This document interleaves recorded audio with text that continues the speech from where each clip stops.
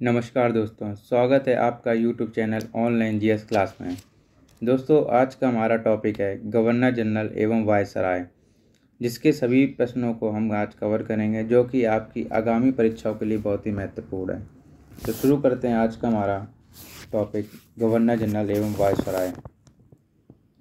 दोस्तों, हमारा प्रथम प्रश्न है, भारत में कंपनी के अधीन प्रथम गवर्नर जनरल कौन था? जिसका राइट आंसर होगा ऑप्शन बी, वॉरेन हेस्टिंग। दोस्तों, वॉरेन हेस्टिंग कंपनी के अधीन प्रथम गवर्नर जनरल था, जबकि बंगाल का गवर्नर प्रथम रॉबर्ट क्लाइव था।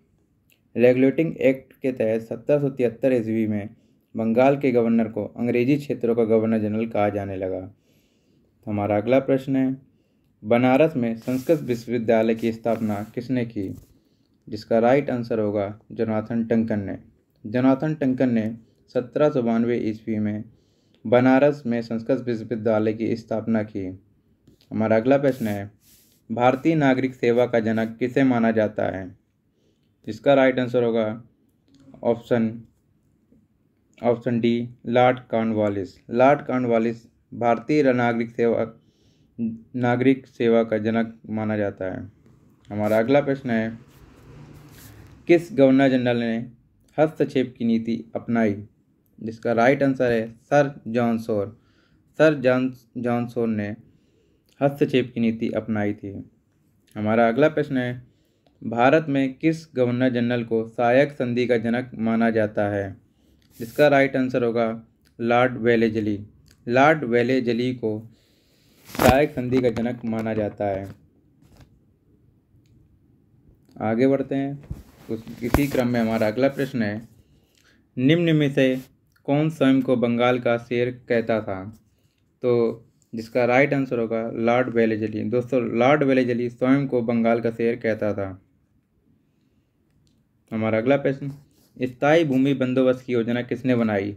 जिसका राइट आंसर होगा sir John Shore.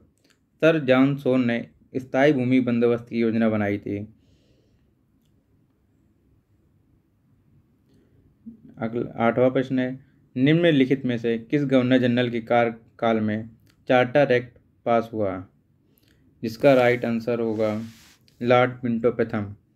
Lord Minto प्रथम के कार्यकाल में चार्टर एक्ट पास हुआ था। हमारा राइट आंसर 9वां क्वेश्चन है, पिंडारियों को दमन करने वाला गवर्नर जनरल था? तो लॉर्ड हेस्टिंग। दोस्तों, लॉर्ड हेस्टिंग पिंडारियों को दमन करने वाला गवर्नर जनरल था। हमारा 10वां प्रश्न है, भारत का प्रथम समाचार पत्र द बंगाल गजट का प्रकाशन किसके द्वारा किया गया? जिसका राइट आंसर होगा option A, James August Hickey. James August Hickey द्वारा बंगाल गजट का प्रकाशन किया गया। हमारा अगला प्रश्न है, बोर्ड ऑफ रेवेन्यू की स्थापना किसके काल में हुई? जिसका राइट आंसर होगा वॉरेन हेस्टिंग। वॉरेन हेस्टिंग के कार्यकाल में बोर्ड ऑफ रेवेन्यू की स्थापना हुई। हमारा 12वां प्रश्न है, भारत का प्रथम गवर्नर जनरल कौन था? जिसका राइट आंसर होगा लॉर्ड विलियम बेंटिंग।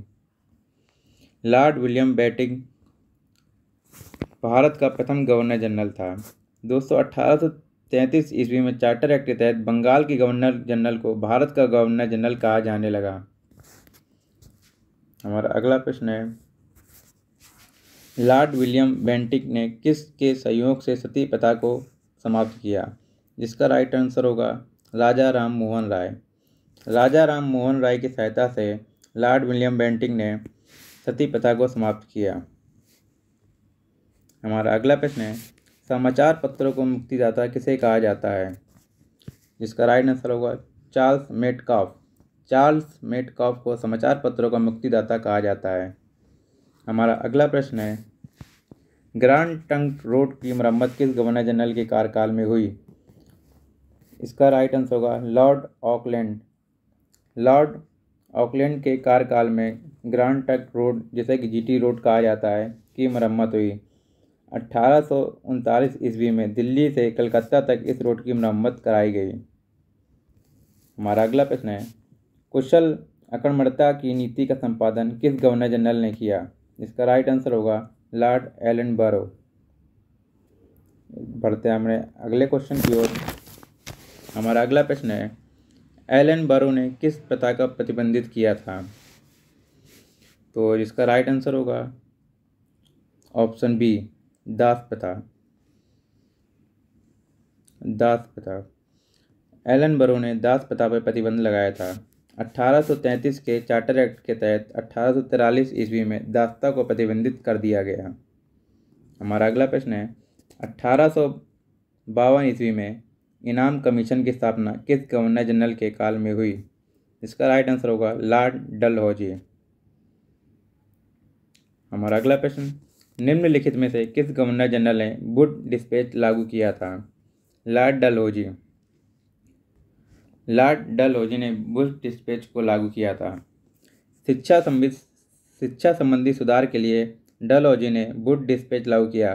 प्रत्येक प्रदेश में एक शिक्षा निदेशक नियुक्त किया गया।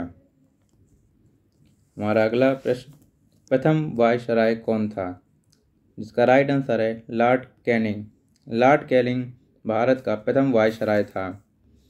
भारत में कंपनी द्वारा नियुक्त अंतिम गवर्नर जनरल तथा ब्रिटिश साम्राज्य के अधीन नियुक्त भारत का प्रथम वायसराय लॉर्ड कैनिंग था। हमारा 21वां प्रश्न है, 1857 की क्रांति के समय भारत का वायसराय कौन था? जिसका राइट आंसर होगा लॉर्ड कैनिंग। 1857 की क्रांति के समय भारत का वायसराय लॉर्ड कैनिंग था। भारत में रेलवे का जनक किसे माना जाता है? जिसका राइट आंसर होगा लॉर्ड डलहौजी। लॉर्ड डलहौजी को भारत में रेलवे का जनक माना जाता है। सन 16 अप्रैल 1853 ईस्वी में मुंबई से ठाणे के बीच प्रथम रेल चलाई गई।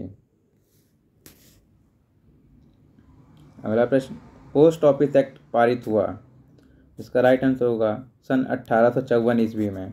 सन 1854 ईस्वी में पोस्ट ऑफिस एक्ट पारित हुआ। लॉर्ड डलहौजी के कार्यकाल में पोस्ट ऑफिस एक्ट पारित हुआ तथा डाक टिकट का प्रचलन प्रारंभ हुआ। हमारा अगला प्रश्न है, भारतीय उच्च न्यायालय अधिनियम 1861 के तहत किन स्थानों पर उच्च न्यायालय की स्थापना की गई? इसका राइट आंसर होगा कलकत्ता, मुंबई और मद्रास। कलकत्ता, मुंबई और मद्रास में भारतीय उच्च न्यायालय अधिनियम 1861 के तहत उच्च न्यायालय की स्थापना की गई। हमारा अगला प्रश्न है, अकाल आयोग का गठन किसके कार्यकाल में किया गया? इसका राइट आंसर होगा sir John Lawrence. Sir John Lawrence के कार्यकाल में अकाल आयोग का गठन किया गया।